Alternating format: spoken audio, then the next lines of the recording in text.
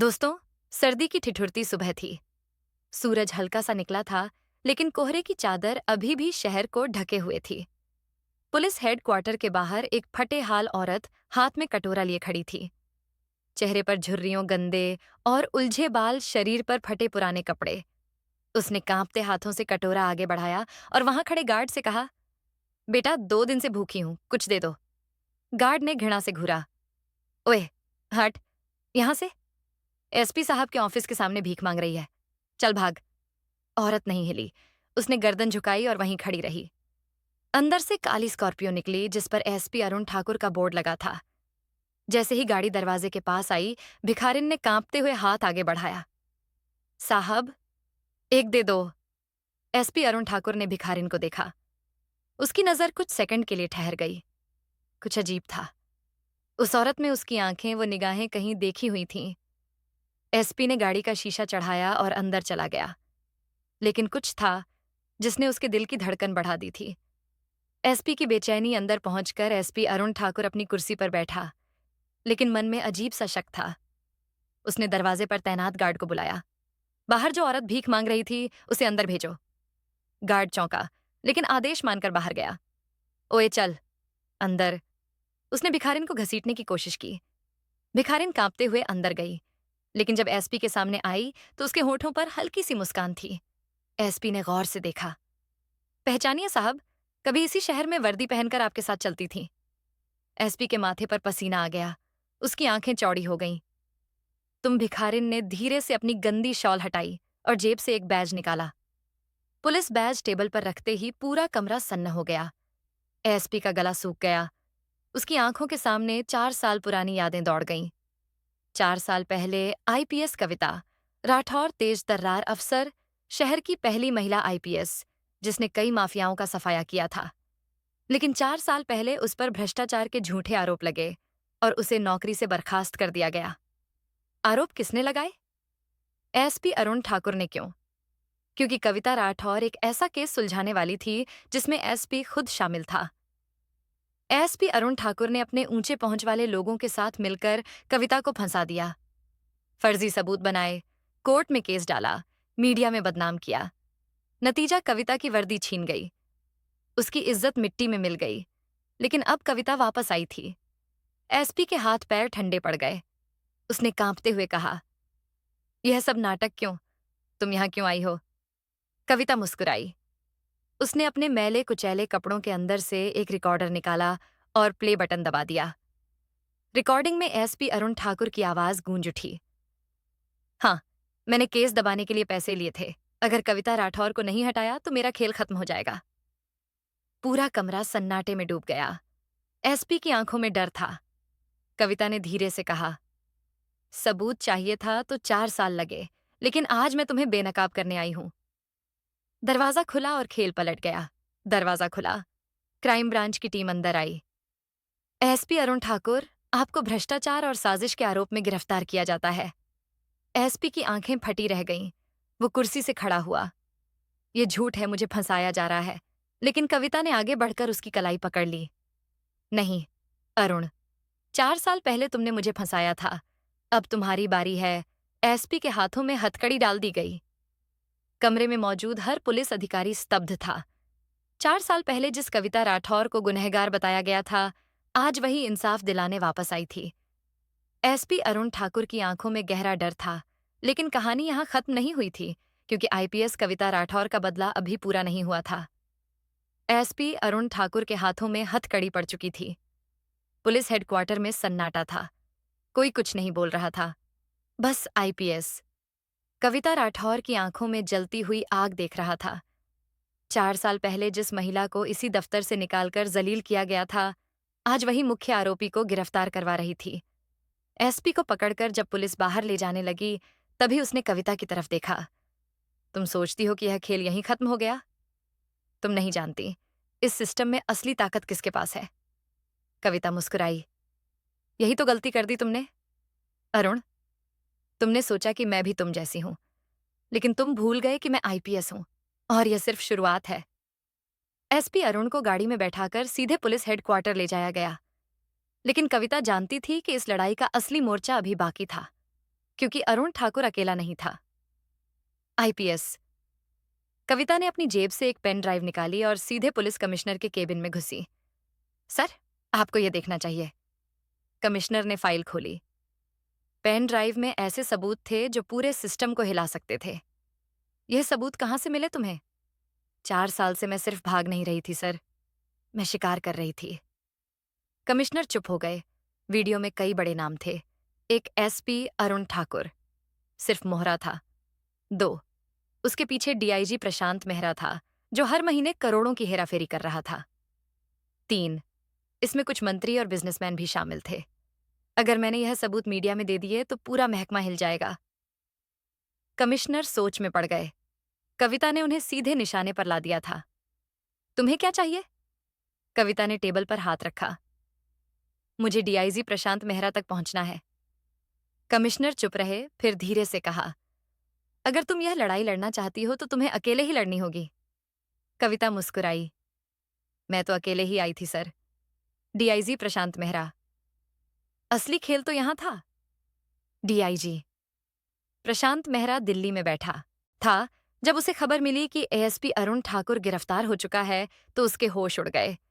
कविता अभी तक जिंदा थी। उसने तुरंत फोन उठाया और एक आदमी को कॉल किया। उसे खत्म कर दो। आज रात से पहले कविता को इसका अंदाजा था, इसलिए वह खुद शिकारी बनने निकल पड़ी। रात का खेल, मौत का सामना, आईपीएस। कविता अकेली थी। उसने अपने पुराने सोर्सेस से डीजी की पूरी लोकेशन ट्रैक कर ली थी। रात के 12 बजे दिल्ली के बाहरी इलाके में एक पुराने वेयर हाउस के बाहर 2 काली गाड़ियां खड़ी थीं। अंदर डीआईजी प्रशांत मेहरा, 4 गार्ड्स और उसके 2 खास आदमी बैठे थे। अब कविता ज्यादा दिन जिंदा नहीं रहेगी। प्रशांत ने हंसते हुए कहा। कौन नहीं रहेगा? आवाज दरवाजे से आई। सबने मुड़कर देखा। आईपीएस। कविता राठौर दरवाजे पर खड़ी थी। फायरिंग शुरू। जैसे ही गार्ड्स ने बंदूकें उठाई, कविता ने एक झटके में टेबल के नीचे से एसएमजी निकाली और सीधा फायर कर दिया। पहली गोली पहले गार्ड के माथे में, दूसरी गोली दूसरे गार्ड के कंधे में। बचे हुए 2 गार्ड्स ने गोली चलाई, लेकिन कविता ने टेबल पलटकर खुद को कवर कर लिया। भागो यहां से! प्रशांत चिल्लाया और बाहर की तरफ दौड़ा, लेकिन जैसे ही वह गाड़ी तक पहुंचा, कविता पहले से वहां खड़ी थी। अब कहां भागोगे? डीआईजी साहब। प्रशांत ने बंदूक निकाली, लेकिन कविता ने सीधे उसके हाथ पर गोली मार दी। हाँ, प्रशांत जमीन पर गिर गया। कविता ने उसकी गर्दन पकड़कर कहा, 4 साल पहले तुमने मुझे मरवाने की कोशिश की थी। आज मैं तुम्हें जिंदा छोड़ रही हूं ताकि तुम्हें जेल में सड़ते देख सकूं। उसने कॉल किया। कमिश्नर साहब, डीआईजी प्रशांत मेहरा गिरफ्तार हो चुका है। सुबह का अखबार, आईपीएस। कविता राठौर ने पूरा सिस्टम हिला दिया। एसपी अरुण ठाकुर गिरफ्तार, डीआईजी प्रशांत मेहरा गिरफ्तार, भ्रष्टाचार में शामिल कई नेता और बिजनेसमैन एक्सपोज। पूरा देश हिल चुका था। 4 साल पहले जिसे गुनहगार बताया गया था, आज वही देश की हीरो बन गई थी। खेल खत्म नहीं। कविता अपने नए ऑफिस में बैठी थी। उसकी वर्दी वापस आ चुकी थी। तभी फोन बजा। मैडम, हमारे पास एक और लिस्ट है, इसमें कुछ और बड़े नाम हैं। कविता मुस्कुराई। उसने गहरी सांस ली और कहा, तो खेल अभी खत्म नहीं हुआ। अगला शिकार कौन है? आईपीएस। कविता राठौर की वापसी 4 साल की लड़ाई के बाद आईपीएस। कविता राठौर ने उन गुनहगारों को सजा दिलवाई जिन्होंने उसे झूठे केस में फंसाकर बर्बाद करने की कोशिश की थी। लेकिन खेल यहीं खत्म नहीं हुआ था, क्योंकि अब सिस्टम के सबसे बड़े मगरमच्छ उसके निशाने पर थे। एक नया मिशन, मौत की लिस्ट। सुबह के 6 बजे आईपीएस कविता अपने ऑफिस में बैठी थी। उसकी टेबल पर एक लाल फाइल पड़ी थी। मैडम, ये वह नाम है जिनके खिलाफ सबूत इकट्ठा किए गए हैं।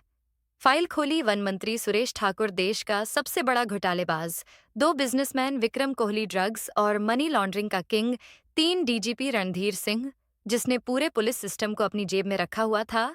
कविता ने फाइल को देखा और मुस्कुराई। अब असली खेल शुरू होगा। दूसरा मंत्री सुरेश ठाकुर, मौत का जाल। रात 10 बजे दिल्ली के एक हाई प्रोफाइल क्लब में पार्टी चल रही थी। वहां मंत्री, बड़े बिजनेसमैन और पुलिस अफसर मौजूद थे। तभी दरवाजे से एक काली साड़ी पहनी महिला अंदर आई। उसकी आंखों में चमक थी, चाल में आत्मविश्वास। कोई नहीं जानता था कि वह आईपीएस कविता राठौर थी। मंत्री सुरेश ने जैसे ही उसे देखा, उसकी नजरें ठहर गईं। आप कौन? उसने पूछा। कविता मुस्कुराई और धीरे से उसके कान में कहा, जिससे बचने के लिए तुमने करोड़ों खर्च किए, मैं वही हूं। मंत्री का चेहरा सफेद हो गया। तुम? कविता ने अपने पर्स से एक पेन ड्राइव निकाली और उसे टेबल पर रख दिया। ये रहा तुम्हारा काला चिट्ठा, तुम्हारे बैंक अकाउंट्स, तुम्हारे ड्रग्स के सौदे, तुम्हारी किडनैपिंग रैकेट। सबका सबूत। मंत्री हड़बड़ा गया। तुम चाहती क्या हो? कविता ने जेब से एक रिवॉल्वर निकाली और उसकी टेबल पर रख दी। तुम्हारे पास दो रास्ते हैं, या तो अगले 24 घंटे में खुद सरेंडर कर दो, या फिर मैं वह करूंगी जो अब तक नहीं किया। मंत्री के चेहरे पर पसीना था। उसे समझ आ गया कि खेल खत्म हो चुका था। 3 बिजनेसमैन, विक्रम कोहली मौत का सौदागर। रात 2 बजे विक्रम कोहली अपने प्राइवेट विला में बैठा था। वह पूरे देश में ड्रग्स और ह्यूमन ट्रैफिकिंग का सबसे बड़ा नाम था। लेकिन अब उसकी बारी थी। तभी उसके फोन पर कॉल आया। सर, हमारे गोदाम में पुलिस रेड पड़ी है। विक्रम के होश उड़ गए। कौन लीड कर रहा है रेड आईपीएस? कविता राठौर क्या?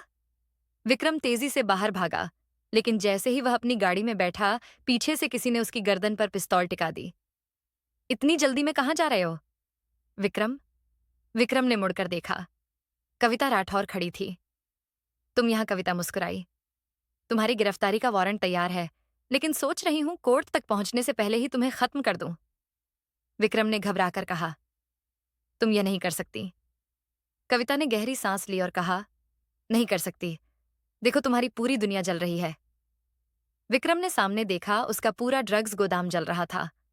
कविता ने अपने फोन पर एक बटन दबाया और अगले ही सेकंड पूरी बिल्डिंग में विस्फोट हो गया। अब तेरा बिजनेस भी गया और तेरा खेल भी खत्म। पुलिस टीम आई और विक्रम कोहली को गिरफ्तार कर लिया गया। चौथा, डीजीपी रणधीर सिंह सिस्टम का असली गद्दार। अब सिर्फ एक नाम बचा था, डीजीपी रणधीर सिंह, जो पूरे सिस्टम को अपनी जेब में रखता था। कविता जानती थी कि अगर उसे गिराना है तो पूरी प्लानिंग से गिराना होगा। रात को डीजीपी अपने बंगले में बैठा था। तभी टीवी पर एक ब्रेकिंग न्यूज आई। आईपीएस कविता राठौर ने ड्रग्स किंग विक्रम कोहली को गिरफ्तार किया। डीजीपी गुस्से से बिफर पड़ा। इस औरत ने तो पूरी गेम ही पलट दी। तभी उसके फोन पर कॉल आया। सर, हमें एक वीडियो मिला है जिसमें आपके खिलाफ सारे सबूत हैं। क्या वीडियो पुलिस हेडक्वार्टर से लीक हुआ है? डीजीपी का चेहरा पीला पड़ गया। उसने जल्दी से अपना फोन उठाया और दिल्ली के सबसे बड़े माफिया डॉन को कॉल किया। मुझे तुरंत इस कविता को मरवा दो। लेकिन तभी उसके फोन पर एक मैसेज आया। रणधीर सिंह, तुम्हारे लिए एक गिफ्ट है, बाहर देखो। डीजीपी दौड़कर बाहर आया। वहां पुलिस की गाड़ियां खड़ी थीं और उनके बीच में आईपीएस कविता राठौर खड़ी थी। डीजीपी के चेहरे पर डर था। रणधीर सिंह, अब बचने का कोई रास्ता नहीं है।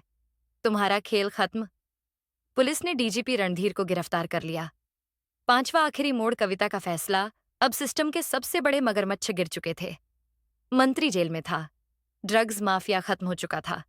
डीजीपी गिरफ्तार हो चुका था। आईपीएस कविता ने अपनी कुर्सी पर बैठकर एक गहरी सांस ली। तभी एक जूनियर अफसर आया और पूछा, मैडम, अब क्या करेंगे? कविता ने मुस्कुराकर कहा, नया शिकार ढूंढेंगे आईपीएस। कविता राठौर अब देश की सबसे चर्चित अफसर बन चुकी थी। उसने सिस्टम के सबसे बड़े मगरमच्छों को धूल चटा दी थी। लेकिन उसका सफर अब भी खत्म नहीं हुआ था। उसके दिमाग में एक ही सवाल घूम रहा था, क्या यह सिस्टम सच में सुधर सकता है, या इसे जड़ से खत्म करना ही एकमात्र रास्ता है?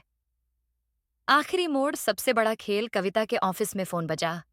उधर से आवाज आई, मैडम, आपको तुरंत हेडक्वार्टर आना होगा। हमें एक और लिस्ट मिली है। कविता तुरंत उठी और अपनी गाड़ी में बैठी। जब वह हेडक्वार्टर पहुंची तो कमिश्नर ने उसे एक लाल फाइल सौंपी। यह उन लोगों की लिस्ट है जिन्होंने अभी तक कानून से बचने का तरीका निकाल लिया है। कविता ने फाइल खोली। एक अश्विन चौबे, देश का सबसे बड़ा हथियार डीलर, जो आतंकियों तक हथियार पहुंचाता था। 2 विकास त्रिपाठी, एक सफेद पोश नेता जिसने हजारों करोड़ का सरकारी पैसा लूट लिया। 3 जनरल आर के नायर, एक भ्रष्ट सैन्य अधिकारी जो दुश्मनों को खुफिया जानकारी बेच रहा था। कविता ने फाइल बंद की और कमिश्नर की ओर देखा। अब यह मेरी जिम्मेदारी है, इनका अंत मैं ही करूंगी। कमिश्नर ने सिर हिलाया। लेकिन इस बार खेल और भी खतरनाक होगा। कविता, ये लोग तुम्हें किसी भी हालत में जिंदा नहीं छोड़ेंगे। कविता ने एक हल्की मुस्कान दी। अगर मौत मेरे पास आ भी जाए तो मैं उसे भी सलाम ठोकने पर मजबूर कर दूंगी। पहला शिकार अश्विन चौबे। रात का समय था। मुंबई के एक बंदरगाह पर काले कपड़ों में ढके हुए कुछ लोग भारी हथियारों की डील कर रहे थे। बीच में अश्विन चौबे खड़ा था, जो अपने आदमियों के साथ इस डील को पूरा करने आया था। तभी एक धमाका हुआ, पूरा इलाका धुएं से भर गया। क्या हो रहा है? अश्विन चिल्लाया। धुआं हटते ही सामने आईपीएस कविता राठौर खड़ी थी, हाथ में बंदूक लिए। खेल खत्म, अश्विन, उसने कहा। अश्विन ने भागने की कोशिश की, लेकिन कविता ने हवा में एक गोली चलाई। अगर एक कदम भी आगे बढ़ाया तो अगली गोली तुम्हारे सिर में होगी। अश्विन रुक गया। पुलिस की गाड़ियां चारों ओर से उसे घेर चुकी थीं। अरेस्ट हिम, कविता ने आदेश दिया। पुलिस ने अश्विन चौबे को पकड़ लिया। दूसरा निशाना विकास त्रिपाठी। विकास त्रिपाठी किसी राजा की तरह अपने आलीशान बंगले में बैठा था। उसके चारों ओर बॉडीगार्ड्स तैनात थे। उसे पूरा भरोसा था कि कोई उसका कुछ नहीं बिगाड़ सकता।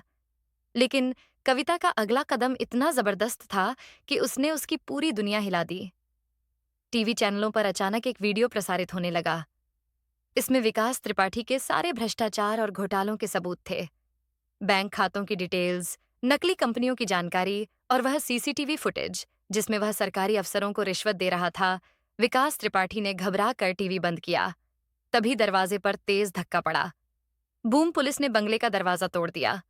अंदर घुसते ही कविता ने विकास को गर्दन से पकड़ लिया। अब तुम्हारे सारे पापों का हिसाब होगा। विकास ने बचने की कोशिश की, लेकिन कोई रास्ता नहीं था। उसे हथकड़ी पहनाकर सीधा जेल भेज दिया गया। अंतिम शिकार जनरल आर के नायर। यह सबसे कठिन मिशन था, क्योंकि इस बार दुश्मन सिर्फ भ्रष्ट नहीं था, बल्कि वह देशद्रोही भी था। जनरल नायर एक प्राइवेट हेलीकॉप्टर से देश छोड़कर भागने वाला था, लेकिन कविता पहले ही उसके प्लान को समझ चुकी थी। हवाई अड्डे पर जब नायर हेलीकॉप्टर में बैठने वाला था, तभी रनवे पर एक पुलिस जीप आई और सामने आकर रुकी। कविता राठौर उतरकर उसके सामने खड़ी हो गई। भागने की कोशिश मत करना जनरल, तुम्हारी गिरफ्तारी का वारंट जारी हो चुका है। नायर हंसा। तुम मुझे पकड़ नहीं सकती कविता, मैं इस देश के सिस्टम से भी बड़ा हूं। कविता ने अपनी जेब से एक रिमोट निकाला और एक बटन दबाया। हेलीकॉप्टर में एक जोरदार धमाका हुआ। पूरा चॉपर जल उठा। अब कोई भाग नहीं सकता। जनरल नायर को घेर लिया गया। उसके चेहरे से घमंड गायब हो चुका था। तुम्हें इस देश के साथ गद्दारी की बहुत बड़ी कीमत चुकानी पड़ेगी, कविता ने कहा। खेल खत्म। कविता की आखिरी चाल। अब सिस्टम के सबसे बड़े गद्दार गिर चुके थे। देश भर में आईपीएस कविता राठौर की जय जयकार हो रही थी, लेकिन कविता जानती थी कि यह सिर्फ एक लड़ाई थी। जंग अब भी बाकी थी। एक शाम जब कविता अपने ऑफिस में बैठी थी, तभी उसका फोन बजा। मैडम, एक और लिस्ट मिली है। कविता ने फोन उठाया। कौन है इस बार? इस बार दुश्मन कोई और नहीं, हमारे ही सिस्टम में बैठे कुछ बड़े लोग हैं। कविता ने गहरी सांस ली। वह खिड़की के बाहर देख रही थी। आसमान में हल्का अंधेरा था, लेकिन तारे चमक रहे थे। उसने फोन रखा और अपनी बंदूक उठाई। अब नया मिशन शुरू होगा। आईपीएस कविता राठौर एक बार फिर अपने मिशन पर थी। दोस्तों, कैसी लगी ये कहानी? अगर आपको मजा आया हो तो इस वीडियो को लाइक करें, शेयर करें और चैनल को सब्सक्राइब करना ना भूलें। बेल आइकन दबाएं ताकि आप हमारी अगली धमाकेदार स्टोरी मिस ना करें। मिलते हैं अगले वीडियो में। तब तक के लिए बहुत बहुत धन्यवाद।